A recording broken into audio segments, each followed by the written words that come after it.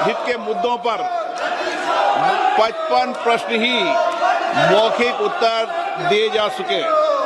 हम सभी ने और व्यापक जनहित के मुद्दों पर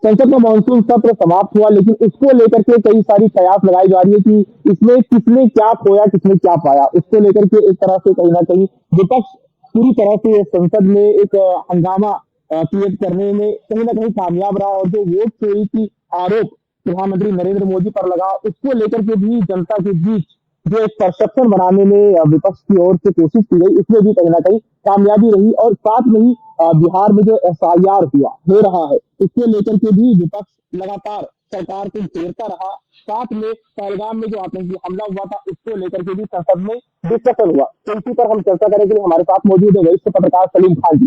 सर, मानसून का सत्र समाप्त हुआ, लेकिन सवाल यहाँ पर यह खड़ा होता है कि किसने क्या खोया, क्या पाया, इसके बारे में आप विस्तार से बताइए। जो संसद का सत्र है, इसकी एक पृष्ठभूमि है।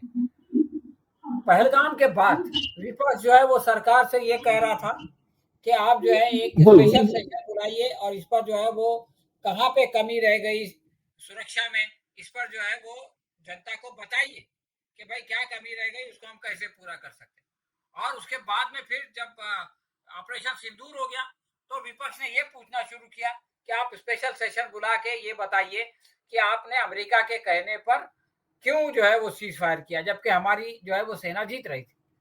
तो इसके दबाव में आके सरकार ने 1.5 महीने पहले ये घोषणा की कि मानसून का सत्र जो है वो 21 जुलाई से होगा। हालांकि ऐसा कभी नहीं होता, इतने पहले कभी घोषणा नहीं होती, लेकिन विपक्ष के दबाव में ये घोषणा की गई। तो पहले जो तारीख किरण रिजिजू ने बताई थी वो ये थी कि ये सेशन शुरू होगा 21 जुलाई से और खत्म होगा 12 अगस्त को। लेकिन बाद में सरकार को ऐसा लगा कि इतने सारे इश्यूज है तो इसको एक्सटेंड करना चाहिए, तो ये इसको 21 अगस्त तक यानी पूरे 1 महीने तक का इसको रखा गया। लेकिन चूंकि बीच बीच में छुट्टियां होती हैं, 15 अगस्त भी आने वाला था तो 3 दिन की उसकी छुट्टी थी, तो इस तरह से कुल मिला के 21 दिन का सेशन, 21 दिन वर्किंग थे इसमें, और ये सेशन 1 महीने तक चला। लेकिन सर, ये वोट चोरी का जो आरोप लगा सरकार पर, राहुल गांधी के द्वारा जो लगाया गया आरोप, उसमें भी कहीं ना कहीं विपक्ष जनता के बीच जो अपनी बातों को पहुंचाने में लगातार जो कामयाबी मिलनी चाहिए, वो कहीं ना कहीं दिखा लोगों में।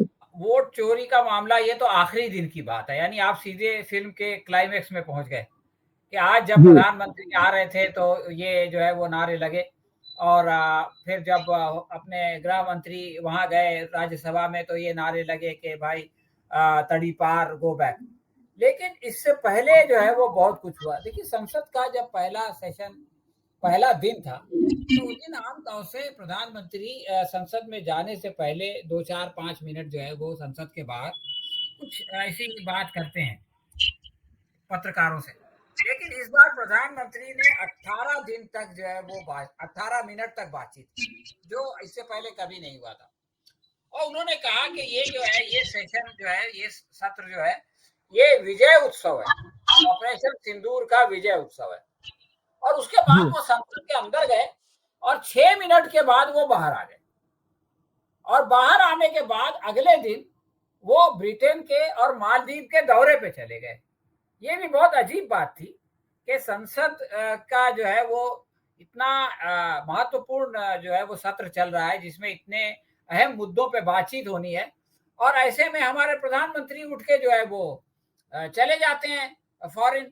यानी इससे पता चलता है कि संसद की कोई गरिमा उनके नजदीक नहीं है, एक तरह से उन्होंने इंसल्ट कर दिया। उसके बाद आप देखिए कि जब पहले दिन जब प्रधानमंत्री चले गए तो विपक्ष ने कहा कि हमें ऑपरेशन सिंदूर पे आज ही बात करनी है। तो जो स्पीकर है उन्होंने कहा कि नहीं नहीं, नियम के अनुसार होगा, तो वो नियम के पीछे छुपने लगे, और उसकी वजह से 4 बार लोकसभा में जो है वो उसको मौकूफ करना पड़ा, उसको जो है वो स्थगित करना पड़ा, और चौथी बार जो है वो लोकसभा के स्पीकर ने कह दिया कि अब आज कुछ काम नहीं होगा, कल काम होगा। तो इस तरह से लोकसभा के अंदर पहले दिन कोई काम नहीं हुआ, सिर्फ शोर शराबा हुआ। लेकिन राज्यसभा में पहले शोर शराबा हुआ, लेकिन उसके बाद फिर वहां कामकाज शुरू हुआ।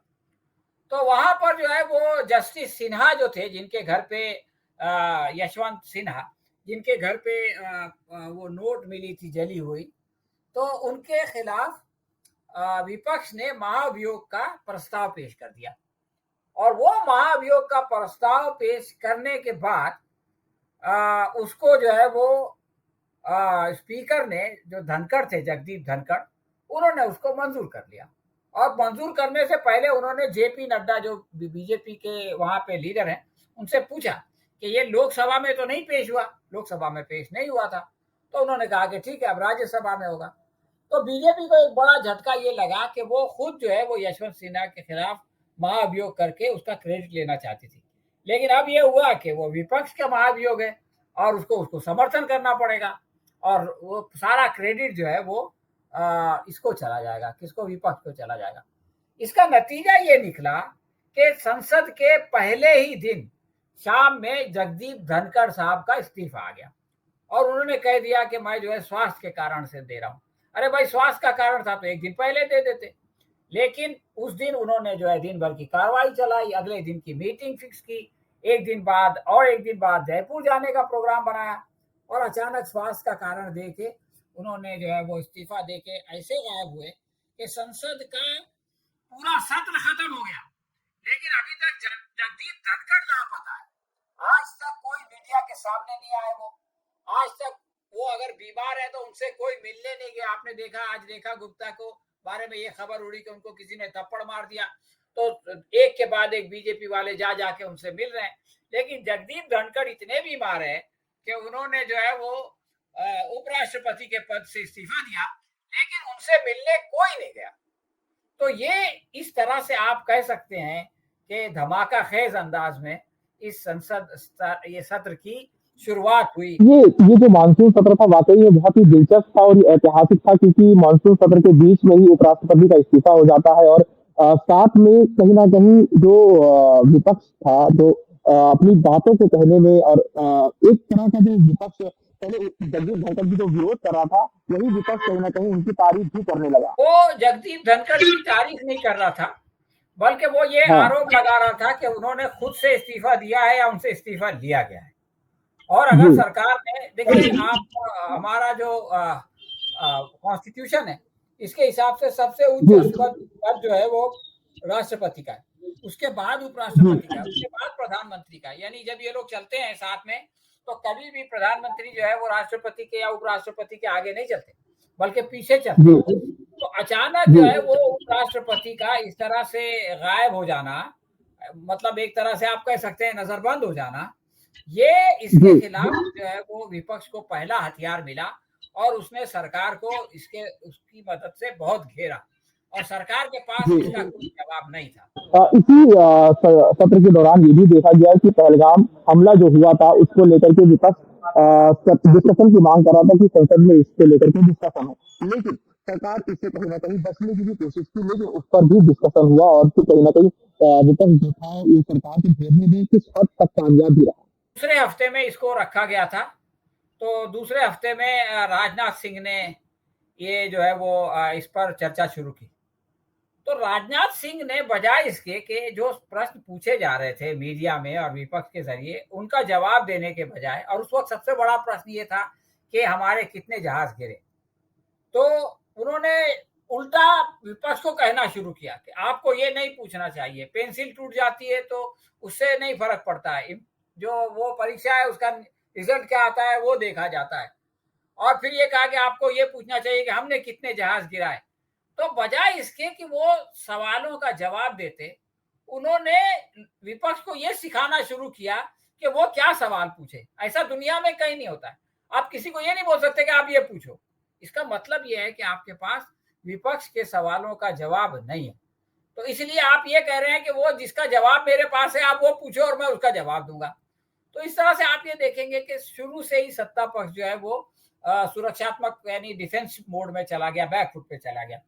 उसके बाद जो विपक्ष के लोगों ने सवाल किए और जो चर्चा में हिस्सा लिया, जैसे प्रधानमंत्री ये लोग पंडित नेहरू को दोषी ठहराने लगे, तो प्रियंका ने कहा कि भाई अब आप उसमें मत जाइए, संजय राउत आप इतिहास में मत जाइए, आप आज की बात कीजिए, क्या पहलगाम के लिए आप पंडित नेहरू को जिम्मेदार ठहराएंगे? संजय राउत ने पूछा कि क्या पहलगाम के लिए जो है वो पंडित नेहरू को इस्तीफा देना पड़ेगा? तो इस तरह से विपक्ष इन पे हावी हो गया। लेकिन सबसे जो आ, आ, उसमें अखिलेश की बात मैं करूं, उसी जमाने में जब हमारे गृह मंत्री अपना भाषण देने वाले थे, उससे पहले ऑपरेशन महादेव हो गया। अब इतने दिनों तक और फिर ये ऐलान कर दिया गया, जबकि वहां की लोकल पुलिस ये कह रही है कि अभी तक हम उनको पहचान नहीं सके कौन है। इन्होंने कह दिया कि भाई जिन लोगों ने को मारा था, जिन लोगों ने पहलगाम में हिस्सा लिया था, उनको हमने मार दिया। तो अखिलेश ने सवाल किया कि भाई अगर ये उसी दिन होना था जिस दिन गृह मंत्री का भाषण है, तो आप 2 महीने पहले स्पेशल सेशन बुला लेते और उसी दिन कर देते। तो इस सवाल का जवाब कि वो कैसे पहुंचे, वो कहाँ गए, इतने दिन कहाँ छुपे रहे, कैसे छुपे रहे, इसका कोई जवाब नहीं। इस बारे में जो राहुल गांधी ने जो लाइन पकड़ी वो ये थी कि आप ये बताइए कि आपने जो है वो सीज फायर क्यों किया, युद्ध विराम क्यों किया। और उसके बाद एक चैलेंज कर दिया राहुल गांधी ने। राहुल गांधी ने कहा कि अगर आपके अंदर इंदिरा गांधी से आधी हिम्मत भी है, आधी जुर्रत भी है, तो आप डोनाल्ड ट्रंप के बारे में ये कहिए, जो 29 बार कह चुके हैं कि मैंने युद्ध विराम कराया, कि भाई आप झूठ बोल रहे हैं, आप गलत कह रहे हैं, आपने ये नहीं किया। इस चैलेंज के बावजूद आप देखिए प्रधानमंत्री मोदी के अंदर ये हिम्मत नहीं थी कि वो ये कहते कि भाई ट्रंप जो है वो गलत बोल रहे हैं और ये युद्ध विराम उन्होंने नहीं कराया। उन्होंने कहा कि किसी ने नहीं कराया, मैंने किसी से बात नहीं किया, और वो उसमें फंस भी गए। उन्होंने कहा कि मैंने जो है वो वहां के उपराष्ट्रपति से बात किया, जबकि उपराष्ट्रपति से बात करना जो है वो प्रोटोकॉल के खिलाफ है। अगर ट्रंप बात करें और प्रधानमंत्री उनसे बात करें तो ये बराबर की बात है, लेकिन यूएस के उपराष्ट्रपति अगर फोन करें तो उनसे जो है वो हमारे जो परराष्ट्र एक्सटर्नल अफेयर्स मिनिस्टर जयशंकर है, उनको उनसे बात करना चाहिए, या राजनाथ सिंह को बात करना चाहिए। लेकिन प्रधानमंत्री ने खुद स्वीकार कर लिया कि हमने जो है वो उनको वो किया। तो इस तरह से आप देखेंगे कि वो जो पहलगाम का मामला था और ऑपरेशन सिंदूर का मामला था, उसमें सरकार जो है वो पूरी तरह से उसको विपक्ष ने दबा लिया। लेकिन सर ये जो पहलगाम के बाद में जो अटैक हुआ उसको लेकर के डिस्कशन भी हुआ, लेकिन यहाँ पर देखा गया है कि जो फॉरेन पॉलिसी थी भारत की, उसमें भी कहीं ना कहीं बदलाव देखी जा रही है। साथ में अभी हमने देखा कि चाइना के फॉरेन मिनिस्टर भारत आए थे 2 दिन के लिए, और अभी खबर आई है कि प्रधानमंत्री मोदी भी चाइना जाने वाले हैं। तो क्या माना जाए कि जो फॉरेन पॉलिसी है वो ट्रंप की वजह से शिफ्ट हुई है या फिर कुछ और वजह?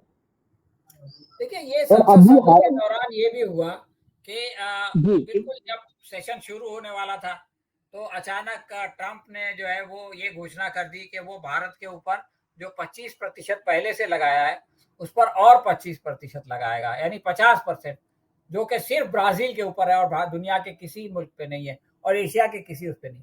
और उसने ये भी घोषणा कर दी कि पाकिस्तान पे जो 29% टैरिफ था उसको घटा के 19% कर दिया जाएगा। और उसके बाद उसने ये भी घोषणा कर दी कि भारत के ऊपर जो है वो रूस से जो भारत तेल ले रहा है उसके लिए 100% यानी 100% जो है वो जुर्माना लगा, पेनाल्टी लगाई जाएगी। तो इस तरह से ट्रंप ने एक तरह से आप ये देखें कि सरकार पर दबाव डाला, और इस दबाव की वजह से सरकार ने अपना रुख बदला और पहले विदेश मंत्री चीन गए और उसके बाद अब जो है वो खुद प्रधानमंत्री इस महीने के आखिर में चीन जाने वाले हैं। इसी सत्र में बिहार का मुद्दा भी काफी छाया रहा, जिसमें बिहार में जो 7 लाख वोटों की जो हेराफेरी की बात राहुल गांधी ने कही, नाम कट गए लोगों के, 7 लाख लोगों के पहले काट दिया गया था, लेकिन अब जब विपक्ष के विरोध के बाद में फिर से उन 7 लाख लोगों के नाम फिर से ऐड किए जा रहे हैं।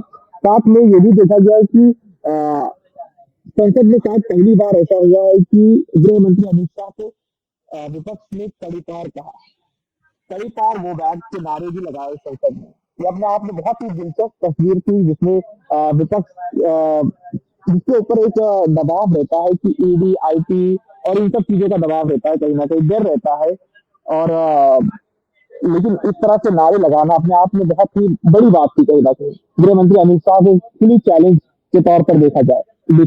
पहली बात आपने जो कहा बिहार वाली, तो बिहार का मामला पहले से चल रहा था, यानी संसद के सत्र के पहले से चल रहा था।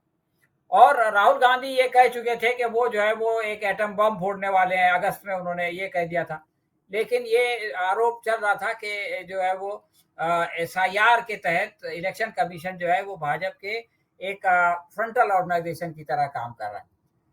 अब जब एसआईआर पर चर्चा का समय आया तो उस पर यह हुआ कि संसद से सारे विपक्ष ने एकजुट होकर वहां जाने का फैसला किया। उससे पहले आप देखें कि शनिचर के दिन, शनिवार को, राहुल गांधी ने एक प्रेस कॉन्फ्रेंस की दिल्ली में, और उसमें पावर पॉइंट प्रेजेंटेशन दिया और उसमें बताया कि किस तरह से वोटों में गड़बड़ी हुई है। उसके बाद वो बेंगलुरु गए और बेंगलुरु में उन्होंने एक मधेपुरा नाम की कॉन्स्टिट्यूएंसी को सेलेक्ट करके वहां पे किस तरह 1 लाख वोटर बढ़े और एक घर में कितने वोटर है और इस तरह के आंकड़े पेश किए।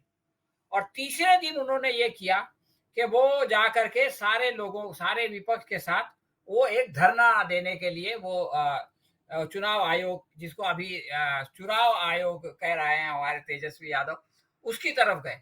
तो सरकार ने इन लोगों को रोकने की कोशिश की और आपने वो तस्वीरें देखी होंगी जिसमें अखिलेश यादव जो है वो बैरिकेड के ऊपर से कूद के जा रहे हैं, जो बहुत मशहूर हुई। तो इस तरह से आप ये देखें कि वो सबसे बड़ी खबर बन गई।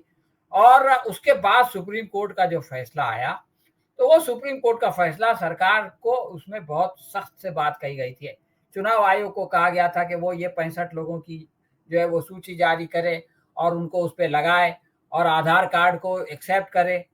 तो इस तरह से आप देखेंगे कि जितनी मांगे कर रहा था विपक्ष, वो सारी बातें सुप्रीम कोर्ट ने कह दी। तो इस तरह से सरकार जो है फिर वहां पे डिफेंस में आ गई, बैकफुट पे आ गई कोर्ट की वजह से। और ये सब संसद के सत्र के दौरान हुआ। तो ये इस तरह से आप देखेंगे कि एसआईआर के मामले में जो है वो जिस पूरी तरह से घेरा गया है इस सरकार को, उसका कभी कोई कल्पना भी नहीं कर सकता था, इस तरह से घेरा गया। सर आखिर में आपसे सवाल करूंगा कि एसआईआर का जो मुद्दा बिहार में छाया हुआ है और साथ में वोट चोरी का जो मुद्दा पूरे देश से एक तरह से बवंडर क्रिएट करने की विपक्ष की कोशिश की गई और उसमें कुछ हद तक कामयाब भी हुआ है, लेकिन इस मुद्दे पर आगे भी देश में विपक्ष जनता के बीच लेके जाएगा क्या आने वाले समय में? देखिए, मैंने शुरू में आपको बताया था कि इस सेशन की शुरुआत कैसे हुई थी। अब इस सेशन का अंत जो है वो बहुत खतरनाक हुआ। हुआ ये कि जब आखिरी सेशन था उसके बाद जो है वो एक चाय की पार्टी देते हैं हमारे लोकसभा के स्पीकर। तो वो उस चाय की पार्टी से पहले सारे लोगों की, सारे जो सांसदों की तारीफ कर रहे थे कि आप लोगों ने बहुत अच्छा काम किया वगैरह वगैरह। तो ऐसे में अचानक जो है वो प्रधानमंत्री मोदी संसद के अंदर आते हैं। तो जैसे ही वो अंदर आते हैं और लोग जो है वो नारे लगाने लगते हैं कि वोट चोर गद्दी छोड़, वोट चोर गद्दी छोड़। अब कैमरा जो है वो प्रधानमंत्री से हट नहीं सकता और एक आदमी का आप माइक बंद कर सकते हैं, लेकिन पूरे संसद का तो माइक बंद नहीं कर सकते। और इतने सारे लोग अगर एक साथ बोले तो फिर उसको माइक की भी जरूरत नहीं है। तो प्रधानमंत्री मोदी को पहली बार इन 11 सालों में इतना बड़ा अपमान सहना पड़ा और संसद में जो है उनके सामने ये नारा लगा। और उसके बाद जब वो चाय पार्टी का मामला आया तो पूरे विपक्ष ने बाइकआउट कर दिया। उनमें से कोई भी जो है विपक्ष का एक भी ऐसी एकजुटता कभी नहीं दिखाई दी। कुछ लोग टूटे फूटे चले जाते हैं, लेकिन एक भी जो है वो ये लोकसभा के स्पीकर के उसमें नहीं गया। अब आप एक बात और मैं बताना भूल गया था कि लोकसभा में प्रधानमंत्री मोदी ने बहुत लंबा भाषण दिया और पानी पी पी के 3 बार उन्होंने पानी पिया। एक बार तो जैसे ही राहुल गांधी ने सवाल किया उन्होंने पानी पिया, लेकिन राज्यसभा में वो नहीं जा सके जवाब देने के लिए। हालांकि इससे पहले वो जो है वो राज्यसभा में ये कह चुके हैं एक अकेला सब पे भारी, लेकिन इस बार वो अकेला जो सब पे भारी होने का दावा करता था वो राज्यसभा में विपक्ष का जवाब देने के लिए नहीं जा सका और उसने गृह मंत्री को भेजा यानी राज्यसभा में अमित शाह ने जाके जवाब दिया और वो कह रहे हैं कि आपकी भलाई इसमें है कि वो नहीं आए। सच्ची बात यह है कि उनकी भलाई इसमें थी कि वो नहीं आए। बहरहाल, तो अब आखिरी में जो है वो सरकार ने एक नया विधेयक लाया। उस विधेयक के अनुसार अगर कोई भी आदमी जो मंत्री हो या मुख्यमंत्री हो या प्रधानमंत्री हो, अगर उसके खिलाफ कोई ऐसा आरोप है कि जिसमें उसको 5 साल से ज्यादा की सजा हो सकती है और उस आरोप में वो 30 दिन तक जेल में रहता है, तो उसको जो है वो अपना इस्तीफा देना पड़ेगा, रिजिग्नेशन देना पड़ेगा। ये कानून जो है वो सरकार लेकर के आई और उसका ने दावा ये किया कि हम जो क्रिमिनलाइजेशन है, पॉलिटिक्स में जो क्रिमिनल्स आ गए हैं उनको रोकने के लिए ऐसा कर रहे हैं। हालांकि ये सरासर बेवकूफ़ी की बात है। हमारे महाराष्ट्र का केस हमको मालूम है। अनिल देशमुख जो यहाँ के गृह मंत्री थे, उनके खिलाफ इल्जाम लगे, उनको 11 महीने जो है वो जेल में रखा गया और बाद में जज ने कहा कि इनके खिलाफ कोई सबूत नहीं है। तो किसी आदमी को आप 30 दिनों तक जो है वो जेल में रखो, तो उसका मतलब ये नहीं है कि वो क्रिमिनल हो जाता है। जब उसका फैसला होता है तो वो क्रिमिनल नहीं, वो जो है बेगुनाह होकर छूट जाता है। तो इसलिए ये कह देना कि हम क्रिमिनलाइजेशन को खत्म कर रहे हैं, ये सरासर बेवकूफ़ी की बात थी। और ये सोचना कि इसकी वजह से विपक्ष का नुकसान होगा, ये भी गलत बात है। हेमंत सोरेन को इन्होंने जेल में डाला और हेमंत सोरेन ने अपने जेल में जाने के बाद जिसको मुख्यमंत्री बनाया, उसको भी जो है वो इन्होंने अपनी पार्टी में ले लिया।